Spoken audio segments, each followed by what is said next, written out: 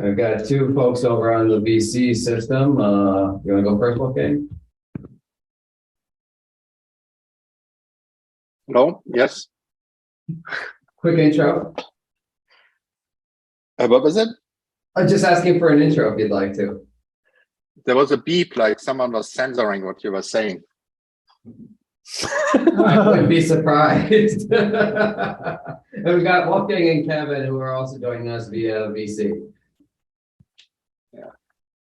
Exciting times. Hopefully the system works this week as a delta from previous weeks when we've had issues with audio, but so far seems to be all right. Minus a minor hiccup where they may not have heard half of the intros. So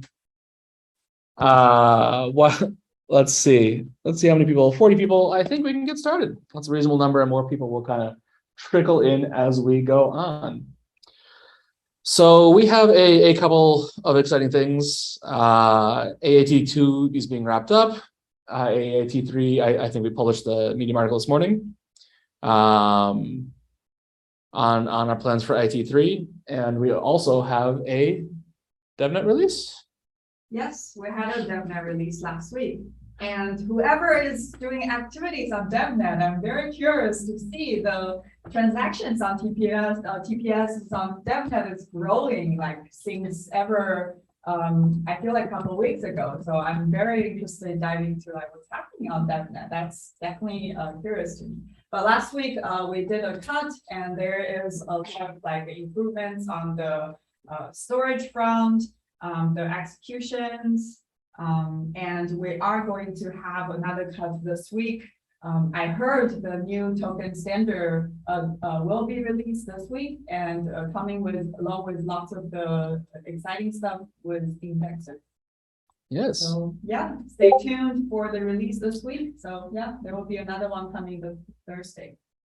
Yeah. I think you were trying to bait me into talking about AIT2, 3, and whatnot. Or I was. We don't have to. Oh, I guess like one thing to notice, like the breaking changes on Devnet, that last week's release is renaming the test coins into Aptos coins. So I know many people actually noticed that change happening on our doc even before it got released into Devnet. So sorry about the confusion. That was not intended that way, but yeah, all the test coins are now Aptos coins. Yeah, and just want to call out our apologies for some of the fun experiences that many of you experienced over the past couple of weeks as we've been quickly productionizing Aptos. We have a few more perhaps bumpy weeks ahead of us, but we will try to make a more specific effort toward calling out these changes in the community and letting you know as quickly and early as possible. We'll also try to time them so that the DevNet and main branch breaking changes go more hand in hand together. So hopefully a less bumpy ride for us all, but do expect that there could be changes on DevNet releases that do break existing DApps, wallets, and other integrations. And again, we will try to call those out as early as possible. Now with that, I kind of want to just kind of go over this Medium article that we posted this morning, or wherever you may be, maybe this afternoon or tomorrow, and maybe not. But the cool thing about this is that we just wrapped up AIT2. We went over a little bit that last week, but this article actually went into greater depths about some of the learnings. We also want to share with you updates around the AIT3 timeline expectations, and as well as our march to mainnets. So doing it in order of chronological order, because that's easier for my brain, is on the AIT2 front, just to call out there, we had over 225 community nodes. 26 of those were run by Aptos and Aptos partners. So it's really great to see everybody kind of come together. We saw 44 countries and 110 different cities across the world. We even shared with everybody a graphic that kind of showed the displacement of all the nodes. And it was really, really great to see that we were almost on every single continent. I'm still holding out that we get to Antarctica by mainnets, but probably not. Maybe we can get to the moon faster than there actually. But with that, one of the things I want to call out is as we watch the networks, as we watch the network, as we look at the metrics, we're continuously adjusting the outcomes. We never want to rescind our requirements for success, but where we see that our requirements may be too high, we are comfortable relaxing them so that we can actually recognize greater contributions within the ecosystem. And just in that space, one of the things that we did actually roll back on was the requirement that you had to submit a consensus protocol per hour up to 95% of the time and reduce that to 90% of the time to increase our inclusivity. However, the rest of the metrics largely stood because, well, you guys did great. And so just to be clear, we gave out forwards to everybody that met all those requirements. But we also recognized that there was a lot of great contributions for those that didn't make it necessarily into those requirements. So we did offer a 300 Aptos tokens for those that were able to at least achieve 50% on the other metrics. Then we also, as we mentioned in the original post, we offered bonus tokens to the top 10%, but we did add one caveat there that we actually really want to reward engaged individuals. So we had 4 upgrades. We expected at least 1 upgrade for those individuals. The other thing that we noticed is that in remote regions in the world, many users had to actually go through many different configuration changes in order to actually maintain their position within the leaderboard and just expectations of the AIT. And so we wanted to recognize those that really knocked it out of the park, so to say, are really high achievers. And then finally, we also want to recognize those that actually help our ecosystem community grow. And so if you went and identified a serious issue or significant contribution, we'll also be recognizing you. And we'll be working throughout the coming weeks and months to make sure that those rewards get distributed correctly. Now, in terms of the highlights, just quickly to run through this, not that I want to take the entire time to go through this meeting post. We had one of the big goals for AIT2 was to recognize in AIT1, we were not as inclusive of the community as we anticipated to be. And so we put a lot of efforts to really make sure we brought in those major contributors. And we recognized that it seemed to work out pretty well when we actually did the announcement of who was being selected. In general, we saw that there was no real discontent about the selection process. We do recognize that there are people that want to join the Aptos ecosystem all the time. And unfortunately, if you just join, you're most likely not going to be considered a long-time contributor. But there is opportunity to be recognized in future AIT. So keep on contributing in that space, and you will be recognized. We also had the great opportunity of doing 4 upgrades with 0 downtime. And that was absolutely amazing to see how all of you operators got together and just applied those upgrades. In fact, one of the really cool things was that we actually got feedback about bandwidth requirements being too high. We deployed an upgrade to reduce it down by 50%, and it went without a hitch. Let's see, and I already mentioned about the geographical distribution and the remote nodes and how you folks really got into the weeds to help us appreciate those nuances. Now, on the lesson side, we recognize that rewarding votes was not necessarily encouraging decentralization geographical distribution. And so we're actually going to move away from rewarding votes and instead reward those that have effective proposals. This should reinforce that you don't have a geographical advantage to where you're necessarily located, allowing for greater geographical distributions. And so we'll roll that out coming into AIT3. And we're also incentivized now to really identify areas where there should be excessive cost on operators. So we received a lot of really great feedback at the end of AIT3 too. So thank you for all those operators for your feedback, both in and at the end of the AIT2. So we're going to continue to identify ways in which we can further optimize, in particular, bandwidth consumption moving forward. Now with that, I want to move on to a little bit of background on AIT3 with the caveat that we will have a post coming in the coming either next week or the following week where we actually get into the details of it. But specifically, on August 19th, we will open up AIT3 registration. And remember, AIT3 is about governance. And we're really going to be testing out a whole bunch of new, really cool things, integration. So we're going to be excited to share with you the nuances of that. We're going to have AIT3 launch at the end of the month. But in the middle there, you may have noticed that we said we're having a code freeze. And we also mentioned that we're going to have a mainnet launch, and those things are real. And while we're not going to give a specific date because dates are hard to nail down in ever-evolving environments, We are, as ever, committed to the original timeline, sometime in autumn, ideally the end of Q3. And that's why we locked in the code freeze at August 25th. In fact, we're going to be trying to get all of the code ready in time for the August 19th AIT3 registration timeline. However, we also recognize that through the great feedback of the community, we always recognize opportunities in the AIT registration process to refine some of the software. So we've given ourselves a little bit of flexibility there. The two other things I want to call out there is we said, and maybe the language was a little bit ambiguous, we said our selection pool size for AIT3 will be similar to that of AIT2 as we focus on improving the network leading up to mainnet launch. What I'm explicitly saying is we will unfortunately be unable to scale up to the 1,000 of validators that we had originally anticipated for AIT3. And the reason is that we're really focused on making sure our network is ready for mainnets. And that means we're focused on performance, the request from the community in terms of the costs associated with running the validator, improving accessibility into the smart contracts and the APIs and the SDKs.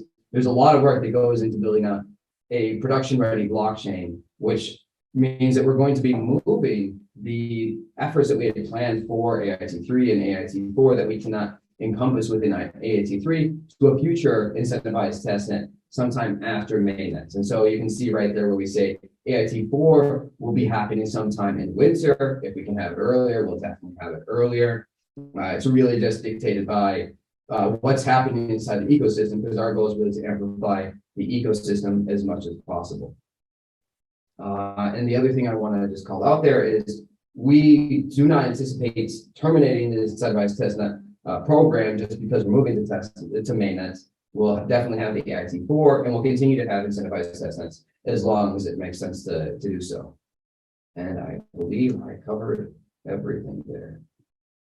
So with that, I will throw it back over to Max. Fantastic. I also want to provide updates, I guess, in the indexer. David mentions we are working on it. We are working on productionizing what we have now, and also providing a GraphQL API in front of it for flexibility. Sorry, allergies are killing me this morning. GraphQL API in front of it for flexibility. This past week, we landed a change that a lot of you have been requesting, and that's whenever there are updates to tables, how can we see the data? How can we see what key was actually written to and what the value was? So there's now a way to run an archival full node. The full node requires being able to sync from Genesis, but the trade-off for that is that you can emit all the JSON both in the API as well as for an indexer. And so once the indexer is deployed, once we have GraphQL API in front of it, you will be able to see all the values for a table. And over time, we'll be building additional kind of views into it on top of the raw data for token tracking, for balance tracking, histories, whatever you want. We'll have guides for how to potentially write your own if you're interested as well. It's a pretty cool, pretty flexible system.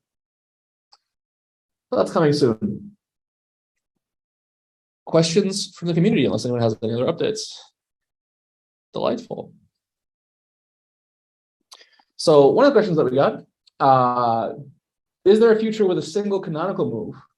Or can we live in a world with chain-specific implementations? If so, why don't we see that with Solidity and EVM? It's a great question. I'll give my 2 cents, but I think anybody inside of our team can share as well.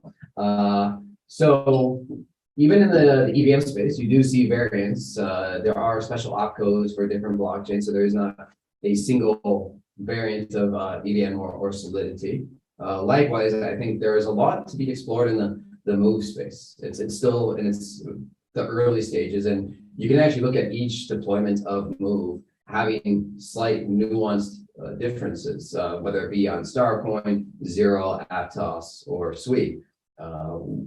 Now, the key thing that is advantageous is if you're writing a pure library, those tend to be transferable across the different systems.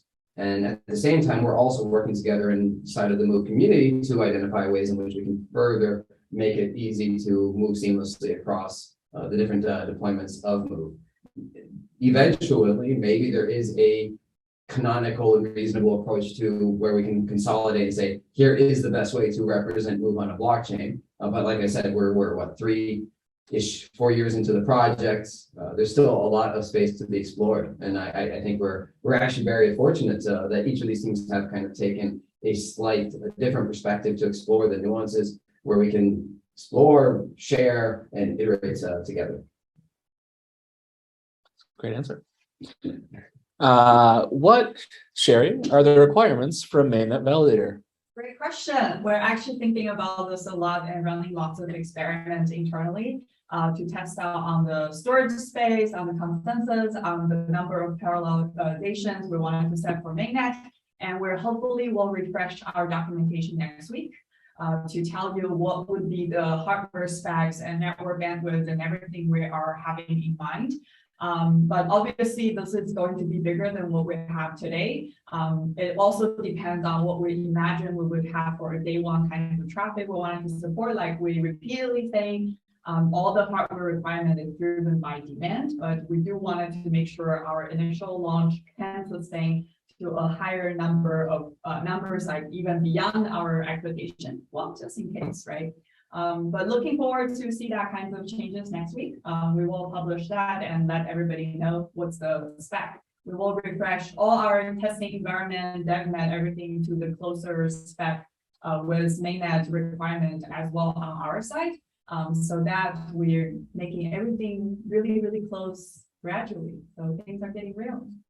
The other thing I just want to call out there is the requirements are somewhat dictated by whatever we might concoct as like, here's general goals and aspirations. But the reality is if demand on the blockchain exceeds the supply that our requirements are providing, we want to make sure you're incentivized to go and beef up the resources as appropriate. And so the rewards format framework that we're working on will actually can give greater rewards for those that are for the higher TPS, which I think is going to be really fantastic to really make sure people are not just saying, I'm going to get the minimum requirements and hope that carries me over. We're incentivizing growth, expansion of the network. Yeah, I think people are actually experiencing that during AIT2. Like if you're using really outdated hardware spec or CPU architecture, your node is much slower, you will have difficulties proposing and then make it to the voting. So it is within our design that everybody should be incentivized to have their hardware to be as fast as possible to a certain degree that can sustain on demand. The next question, performance and security of Move, and how does it compare to Rust? Let me say something. Can you hear me? Yes, please. Yes, okay, we can hear you. Regarding security, so Move is basically designed with having security in mind from the very first moment on. So there are various things that Move which make it securer than other languages. For example, this kind of encapsulation of resources by the module. By module, only a module which declares a resource can actually manipulate that resource and has full control via its public API what of that manipulation functionality it exposes to others. Another aspect of Move which makes it more secure than, say, Solidity. So there is no dynamic code dispatching. Every code in which you call is known. It's not that we ever call into unknown code. That is very important for auditing and for program analysis and for formal verification. So those things are all in place. If it comes to the performance part of the question, Move can be, in fact, compiled as efficiently as Rust, I would say. But we have not invested in this direction at this point of time. So it's interpreted. It is not compiled to machine code. So there could be significant improvements done in the Move performance from the design of the language. The language can be very performant, like a low-level language like Rust or even C or so. But that investment hasn't been done yet.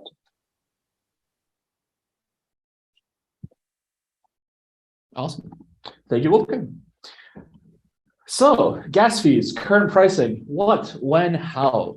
Yeah, so this was a question that came up. I think the specific question was, can we reduce gas fees by 10 APT, which is a very interesting question because the context was a little bit unclear, but I figured it was a great opportunity to just remind everybody that the current gas prices that you're seeing on Devnet are largely irrelevant. They are part of a legacy gas schedule that has slowly been being ripped out by Victor, one of the original developers of Move. And so we're really excited to be able to contribute a new gas schedule framework into Move core that that will help further productionize Move for other blockchains, as well as something that we'll be using internally to make sure that we have reasonably well thought out gas fees for Aptos. And I think the key thing to contemplate is we still haven't released our tokenomics documents. Speculating about what the cost of gas is still a little premature. Once all these pieces get together, we will definitely be very happy to share with everybody, receive feedback, and iterate with the community on the nuances there. Bridges, will they exist? Yeah, I can say something about. Oh, sorry, go ahead, Wolfgang. Yeah, so so indeed there will be bridges, and there will be lots of bridges. Now, and I want to point out something here which is important. The very first question is why isn't Move running as a uniform single language like Solidity on EVM? That's very much related to the bridge thing, because Move can run in multiple environments. You can actually imagine that you build a pure Move-based bridge between different blockchains by running Move on different blockchains. You might know or might not know there is actually even an implementation of Move for the EVM. So we can execute Move on EVM-based blockchains. It's an experimental project. It's not yet ready for production. But now you can imagine if you have an EVM-based blockchain and you have Aptos, you can run on both ends basically Move code as contracts. And this way you can define a bridge in a much better way than bridges are defined today in a mostly ad hoc fashion. So I think this is like something which will come after Mainnet. So we will definitely want to look in interoperability and bridging very closely. And because we have ownership on the language, it's very different than other people in the EVM world, like the Polygon guys basically cannot change anything in Solidity. So, but we co-own Move together with the Move community, so we can make Move ready for the world of interoperable blockchains. Sweet. Thank you, Wolfgang. And to the question directly of will other bridges be built? Yes. I think it's inevitable. You can see in our ecosystem, there's already talks of some people thinking about bridging, thinking about building bridges on Aptos to other projects that they worked on. So bridges are inevitable. There's also a crypto integration that's happening, so you'll get access to your traditional type of public key verification algorithms, as well as you may have noticed our investors in our Series A. Some of them are very well known for bridge building.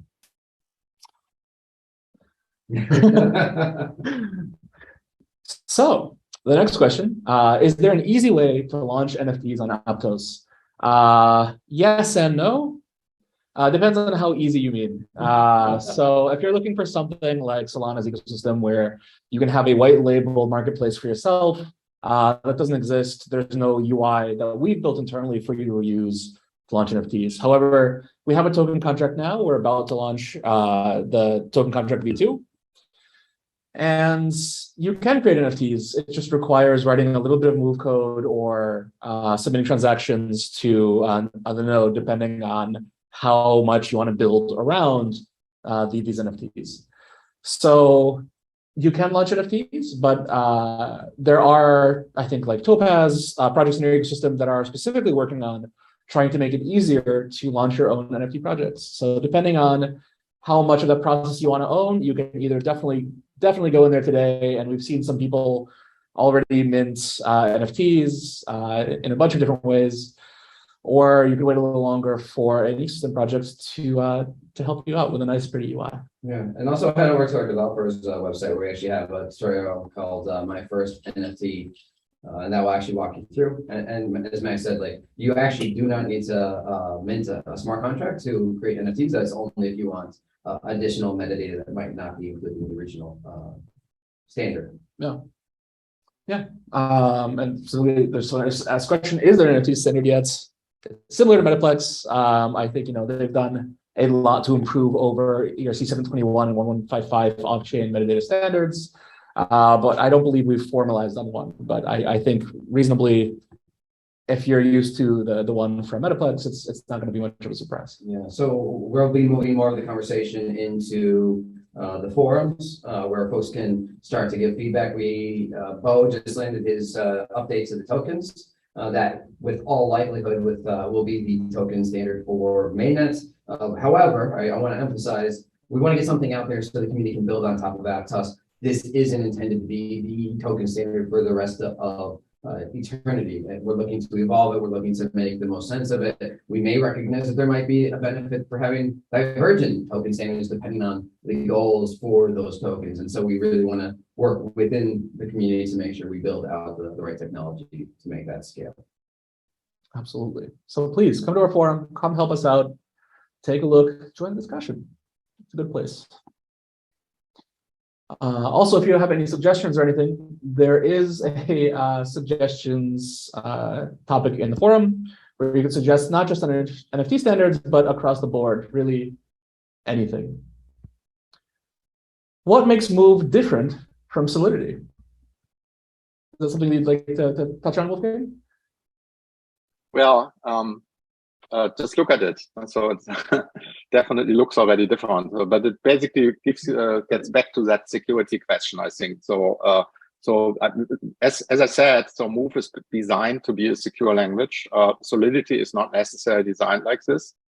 This is one important difference that represents itself also in the bytecode level. Huh? So when you translate Move down to bytecode, the bytecode which comes out of there is fully analyzable and is not low-level code like in the EVM. So you really know every type of object which is accessed. You can have a bytecode verification like in the Java virtual machine, which also the Move virtual machine has, which you don't have in Solidity.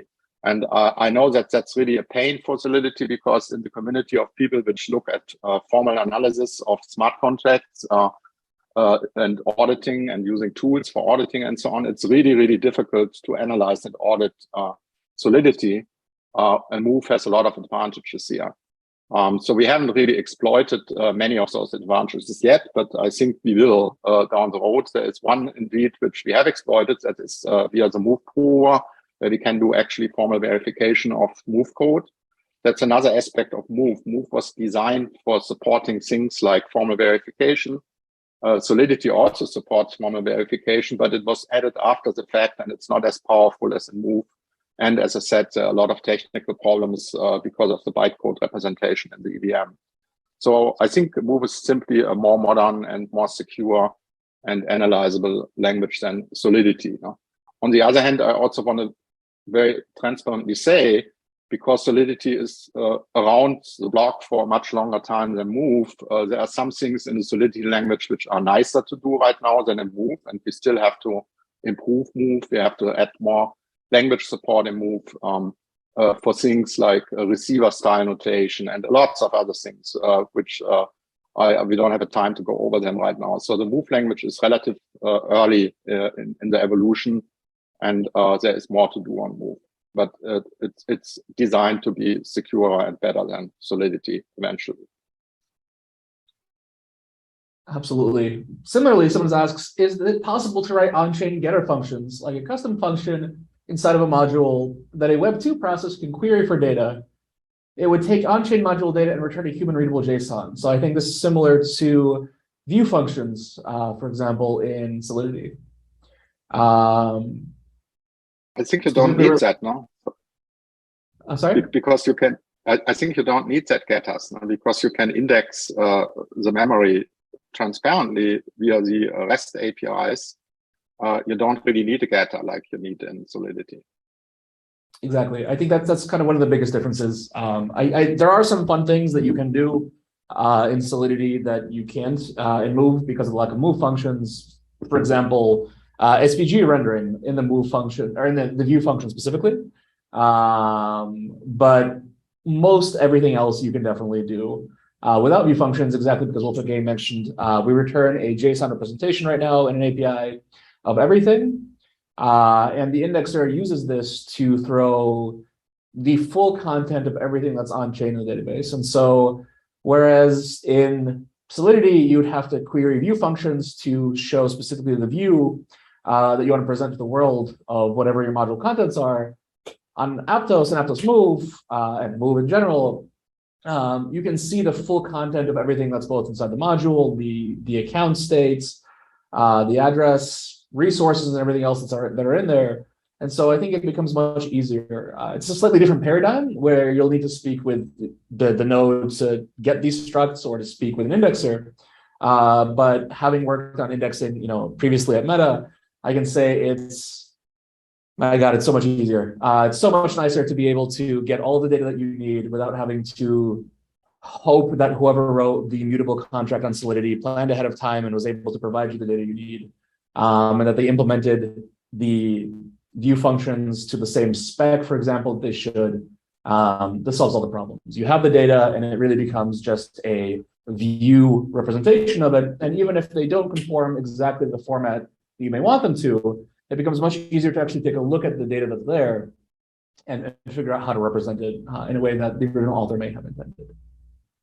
So this is definitely one of my favorite things in general, especially coming from Solidity, is just how much easier it is to do the indexing. Yeah. Do we need any workers of any kind of company? We do. I'm glad that you ask. I normally say this for the end and the beginning, but I'll throw it in the middle here. Why not? Aptos Labs is hiring. We're hiring across a very wide range of positions. Everything from engineering, business development, design, UI, UX, and many, many project management and many, many other positions. Please take a look at aptoslabs.com/careers. That's aptoslabs.com/careers for an up-to-date list of all the positions that we're hiring for. You too, one day, could be sitting here at this table. We're a great team, I promise. Tell your grandma, tell your friends. You never know who might be sitting here next week. Can we build with another language other than Rust, TypeScript, and Python? Yes. Yes. So we just built Rust, TypeScript, and Python as a starting point because we obviously have a lot to do and we need to limit the amount of work that we're doing. But with the open API spec that we'll have, you should be able to build a client in any language, whether it be Go, Java, or what have you. There is also, I believe, the generator. Yeah, so we have a legacy Aptos Sdk Builder, which we've renamed from something that I can barely say myself, something transaction generation builder, blah, blah, blah. That's currently in a early stage where hopefully we can use it to generate types across all possible languages as well as serialization. And that's kind of like the precursor to a solid SDK. Obviously, there's a lot of work that goes into actually talking to the node and making sense of transactions and all the good stuff. But the team, including Greg, is driving an effort to standardize what the heck an SDK is so that we can help build out our own in a formal fashion, but also give tooling out to the community so that you folks can build out SDKs. Community-driven SDKs are a really great opportunity to contribute into Aptos, and we would love to work with anybody that's interested in making dedicated SDKs for other languages, as well as giving us feedback and helping improve the existing SDKs that we have inside the code base today. They're ours, communities, Aptos Labs, everybody. So let's work together to make them great. Here's a fun question. How might one append a U64 to a string? Well, you can't right now, frankly. So you can write your own little function in Move because Move is a general poem language which converts a U64 into a string. But indeed, we also know that everybody would expect such a function to be in the standard library. And we will add it to the string module in the standard library. Just please keep in mind that we actually don't have strings at all since very long in the language. So it's pretty early there. So, and hopefully, definitely before mainnet, we will have a little bit more support for this conversion functions in the strings library. Yeah, and in case anyone missed it, our strings got upgraded fairly recently from normal, just basic ASCII to actual UTF-8 strings. So you can put much more information, emojis. You can put emojis into NFT descriptions now. I'm personally excited by this. Other people seem less enthused, but I love a good emoji. I also want to add, I forgot that actually the UTF-8 string is a little more than you can see right now, which is not yet implemented, but will be soon, is that you can actually directly write the string into your program without having to call string column UTF-8. So there will be coming strings like regular strings in other programming languages. Amazing. Super exciting. Does adding entries to a table result in a transaction collision since the length of the table changes?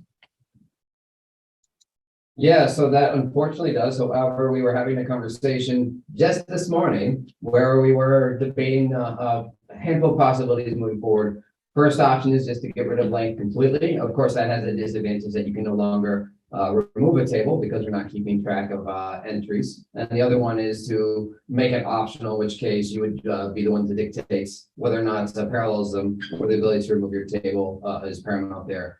We haven't had a chance to actually get into the weeds on the engineering aspects of which option would be easier to build out, but parallelism is one of Aptos's core tenets, and so we're definitely going to be moving into a much more parallel world here.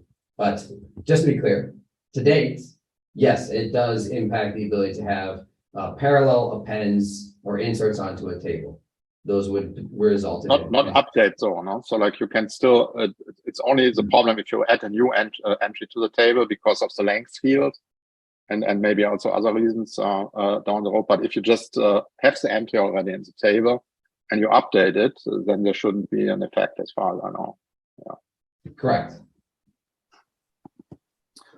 What types of processors are most suitable for Validator? I noticed that in some hosts where Intel AMD processors were old, the Validator did not want to be installed. We haven't really focused on what kinds of specific processors is the best for operating the Validator node.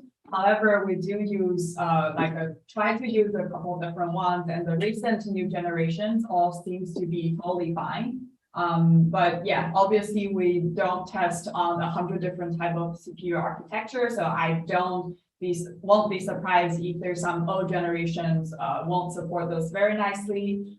That's why we always recommend people to use the recent new generation. That's really for the performance reason. Also that you keep up with the versions we use. We will publish the recommended specs we use, at least for us installing on the Devnet or the Validator ones, and you can try to match the ones we use.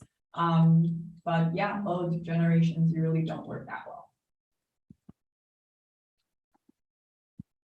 So this is a great question for you, Wolfgang. How is Aptos's application of Move different from Sway's? Yeah, so this is a very good question. And I think we need to repeatedly answer it because it is asked again and again, different viewpoints on this. One viewpoint, which I want to bring up today is in SUI, when you define a transaction, you have to specify exactly what data this transaction is going to read. And this one you don't have to do in the Aptos version of Move. And you also don't have to do that in Solidity, by the way. So this is a very, I think, fundamental difference in the expressiveness of the smart contract language, whether you have to declare upfront exactly what data a transaction is going to consume. Indeed, a smart contract language which has that requirement is, in a certain sense, much less expressive than a smart contract language which doesn't have that. Now you can discuss how important that lost in expressiveness is, and I don't want to go there because definitely the colleagues at Misten have a different opinion here than me. But indeed, once you have this restriction on the language, you can also come up with potentially faster execution on the protocol level. So that's also something we are still discussing, and which we also don't necessarily agree with the Misten folks, because we also see other potentials for faster execution via parallelization and so on. Yeah, so it's definitely an advantage. It makes it easier for the blockchain infrastructure and for the protocol and so on. If you know ahead of time all the data dependency of a transaction, which SUI choose to do, then you have an easier way potentially to optimize certain things. No? But you're also restricting the programming expressiveness. And this is important, I think, particularly if you think about DAOs and stuff like this. So like we want that as much as possible of the logic happens on chain. But if you introduce that restriction, which Suri has, that you have this data dependency declarations, actually what that practically means is that some things you can't do on chain anymore. You have to do it off chain. You have to create sequences of transactions where you were able before to do just a single transaction. And someone externally need to control the sequences of transactions. So you basically move logic out of the chain, which is violating principles which you find in DAO designs and other things. So that's all very interesting discussions. So I don't want to make any clear judgment here. I think both directions are interesting, and the Suri direction is definitely interesting. But yeah, so that's a very fundamental difference. The data dependency declaration requirement. Thank you. The one thing I will call out, though, is there are similarities to Solana from Sui perspective.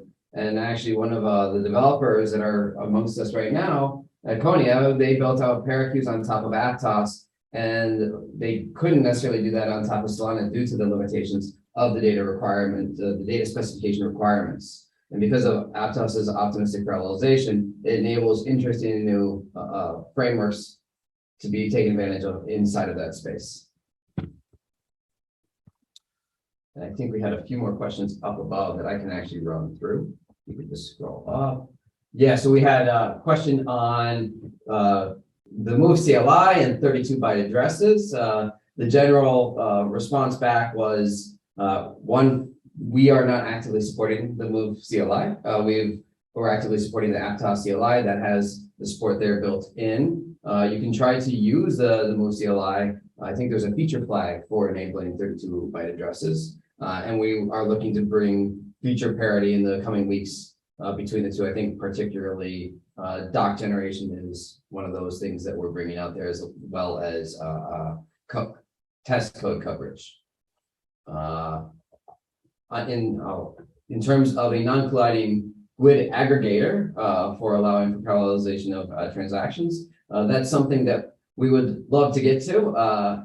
We will look into the roadmap to see where we can actually bring that to the table. We had actually briefly talked about the parallelism about tables, but this one is in particular about nested tables with either inside a vector or tables within a table. And generally speaking, tables have no impact on other tables, whether they're inside of each other or parallel to each other. If you have multiple tables inside of a vector, they don't impact each other. And likewise, if you have a table inside of another table doing operations on top of either of the tables will not affect the parallelism of those other tables. We still have to deal with the nuance of the length of a table. So additions and removals to a table today will result in limitations in the parallel space. However, we are actively looking to mitigate that. Now, the final question was on resource accounts. And so this is still a new area that we're exploring, we're building into. But one of the things that we recognized early on is in an ecosystem where all accounts have to be owned by a specific individual, it makes it particularly challenging to construct DAOs or other type of autonomous agents that can act on behalf of multiple users. And so in particular, you can look at certain operations that require a signer, such as move to, as well as just the generalization that, well, you can build up a lot of different types of capabilities and other functionalities, but for a given module so that you can define fine-grained access to that, but that doesn't necessarily mean that the entire ecosystem will be so thoughtful to expose a proper type of accessors. It's very easy to say, here's your signer API, and that's how we're going to offer you. And so the entire intent of the resource accounts, or we are thinking about a rename more towards autonomous accounts, is to effectively allow for sharing across the community or across a subset of the community. And one of the early examples that we have actually out in that space is this notion of a shared account that can be tied in with something like a royalties on an NFT. So inside of our actual NFT standard, we have the recent token update, we have this royalties address. And so that means any royalties that get paid will go directly to that address at that account.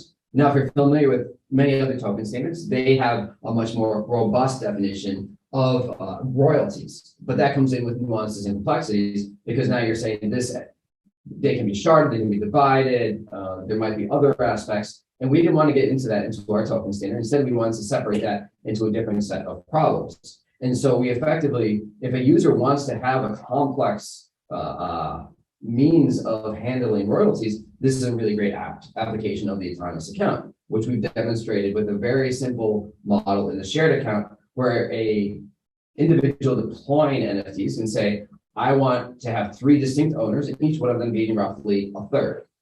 Then during the actual distribution of the royalties, it will be given to that account. Then any user can call into that account to actually distribute out those funds to any of the addresses that are registered as shared owners of that account. And so upon calling that function, it just goes through the total coin balance and says, I'm going to give 1/3 to this entity, 1/3 to that entity, 1/3 to the other entity. And that can be kind of scaled up for whatever type of royalty framework that you'd like in that space. So that's the trivial approach. We will be actually working on many guides over the coming weeks, months, years that really nail down other formats and frameworks. If you actually look inside of our Aptos governance, this will be another example of a resource account where Aptos Labs, Aptos Foundation, Aptos whatever, doesn't want to be the one controlling the evolution of the blockchain. This is a community blockchain. We want everybody to come together and really help work to dictate the future of the blockchain. So we do actually have a working form of on-chain governance that shows, at least today, how you can have a DAO come together, make a vote, and change some basic configuration of the blockchain. In the coming weeks, we'll actually show you how you can have a DAO perform module upgrades with inside of the same space. And these are all going to be things that are reusable across the entirety of the ecosystem. Fantastic. I think that covers those. Yeah. There are some questions from people in the live ones. So Magnum is asking, is there any guidance on where to submit PRs for community generated modules? He has a table.move that he's modified that he wants to open a PR for, but he's not sure that it should necessarily be an Aptos framework. It's in the Discord. Was that for tables or for what was that? Interesting. If you'd like to, you can start at least first with either a GitHub issue, or you could make a PR into our Move examples, where we'd be happy to work with you on possibilities of where it might make the most sense to land it. Yeah. I believe there's also nursery, depending on the changes to Move. Yeah, we're still figuring out exactly out of our Move libraries. But the Move example. Yeah, but just to be clear, so the table API, I couldn't understood, cool. Sorry, but if it's a change on the table API, that has to Solidity, you have dynamic dispatch, and you can delegate a call to do upgrades. Move is static. How does Move do upgrades? Wolfgang, they're calling you out. You muted me. Okay. Do you want to answer, Wolfgang? I can answer it as well. Can you hear me? Can you hear me? You're good. Speak. I think you can't hear me. We can hear you loud and clear. Can hear me? And we can see you now too. Yeah, they can see me too. That's why I turned it on. So you, because I tried to talk before already, and no one hear me. And so can you please tell me now what the question was, because I forgot it already. Upgrades and Move. On Solidity, you have dynamic dispatch, so the proxy contract makes upgrades possible. Okay. What's our approach? Upgradability, yeah. So no, we don't want to have the proxy contracts. I can tell you that for sure, because they are the cause of a lot of pain and a lot of bugs and a lot of lost money. And so instead, what we are working on is building upgradability really into the language. No? And this upgradability is possible. Before we had discussed what are the advantages of Move compared to Solidity and the EVM environment. So one advantage is that the bytecode of Move is fully typed. So we can actually check whether when you upgrade a smart contract, whether it's compatible, at least regarding the storage it uses and regarding the ABIs it presents to the outside. So we can basically check whether the new version is compatible to the old version, and that will be the requirement for upgradability. So that's what we are planning to build right now, or we are in the process of building. I'm excited for upgrades personally. I think it'll make testing much, much easier as well. Yes. There are no docs or guides on Aptos indexing. Unfortunately, there is a README that tells you how to set up the current indexer, but it's mostly meant for developers. It's definitely not a user-friendly guide, or even something I'd call a guide in any real terms. But once we do have a more productionalized setup, we will be publishing a guide. We'll be running indexing, but it'll be fully open source. And so anyone in the community, we would definitely like to have a setup where you can run it yourself, whether that's via Docker Compose, Helm charts, what have you. What happened to transaction as a script? My understanding was that you could submit ephemeral move code as a transaction that would be executed outside of a module. However, Aptos appears to only support simple transactions. We do support those. Those are the Script functions? Scripts. Scripts. We do support those, and we're going to actually be using those for governance. So that will be a good example. Yeah, we'll be working on the guide throughout the week, or maybe into next week, actually demonstrating how to use scripts, how to compile scripts, how to submit script transactions to the blockchain. So be on the lookout. It's coming soon. And we actually have many people in the community that have actually figured it out on their own. So huge props to you explorers and adventurers out there. Amazing. Can someone talk about tables and handles? As someone coming from other chains, they are confusing, especially the REST API with key type, and key value.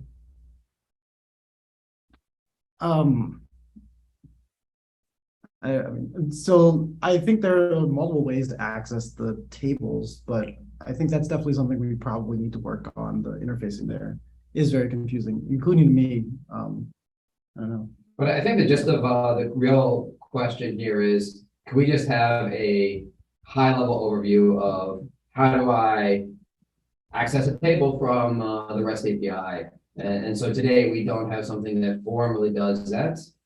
You can look at the first NFT as an example into that space. And it does kind of extend pretty cleanly, I think, for other use cases. But I also recognize if you don't know what if you're looking for explicitly tables, you're not going to find it very easily. Can you explain auth keys a little bit? So when you first generate a key, that private key has a matching public key. And if you take that public key, you add a null byte to the end, and you SHA-256 it, you have an address on chain. So this address on chain is when you sign a transaction in your wallet or what have you to, let's say, buy an NFT. That NFT moves into the resources within your address. Now, if you're worried about your key, or you want to rotate your keys weekly, or whatever you want, you don't necessarily every single time want to have to move everything from one address account to another address account. You want to change just the way that you authenticate transactions that control the account without necessarily having to shuffle everything around. And so that's where key rotation comes into play. So as long as you have a private key, let's say private key A, and this is the private key that you use to create the address, you can use and generate any other private key, and then sign a transaction with your original private key to rotate the key, basically the public key, to this new private key that you have. And so this doesn't change your address. It just means that now when you want to sign a transaction, you have to use this new private key to sign transactions for the old address. This introduces some fun things, such as if you add a key to a wallet, how do you know which accounts it controls? You can't. We're working on a few on-chain things potentially through a couple of different approaches for both representing this on-chain in some way to show that, hey, I redirected my account to this new address or what have you. This will also be something that's part of the indexer. And so via the indexer, you'll be able to see, hey, here are all of the addresses on chain that any of my private keys can potentially control, that they have been rotated. So sweet. We are exactly at time. Yes. Thank you everybody for coming. If you have any questions, please feel free to put them in our Discord, or you can wait until next week. We will be here. Yes, next week is a work Monday. We will be here for another exciting edition of Move Monday. Thank you, everyone. These questions are fantastic. You're all fantastic, and I hope you all have a fantastic week. Bye all.